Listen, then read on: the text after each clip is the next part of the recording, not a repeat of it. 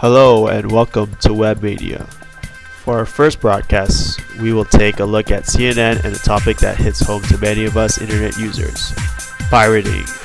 Now, you may have heard in recent news that Pirate Bay website is currently on trial for its role in making copyrighted material available for public download.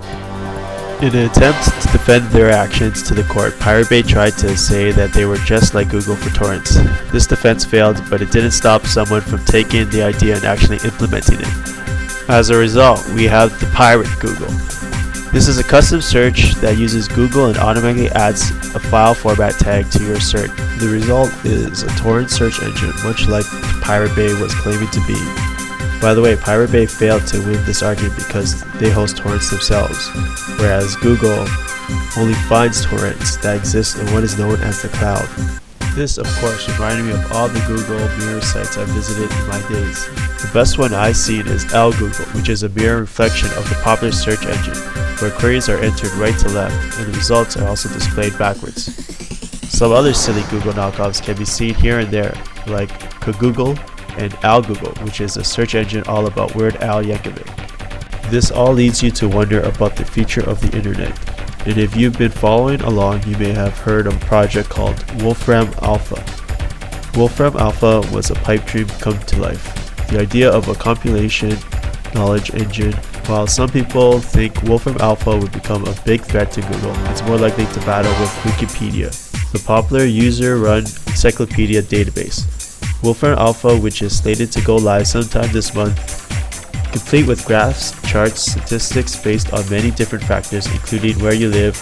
Wolfram Alpha should be able to take a completely random word or number and tell you everything about it. As this is the first installment of Webmania, I thought it would be a good idea to tell you a few sites that you can learn a lot of cool things from.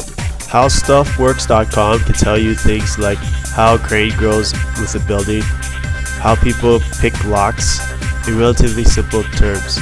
They even have quizzes so you can check to see if you really know your stuff. Let's also not forget Reddit.com. This website asks users to vote for or against stuff they've seen on the internet and rank it in order for you. Want to know what other people are reading or watching online? Well, here you can see what's popular and also post your comments about it too.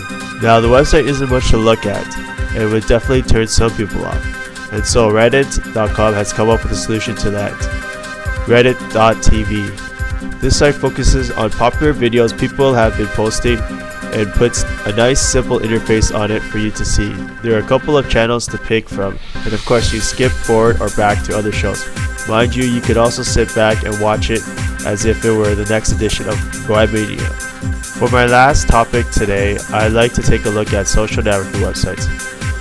Facebook is the most popular social networking website and is currently ranked 4th most popular website on the net by Alexa.com.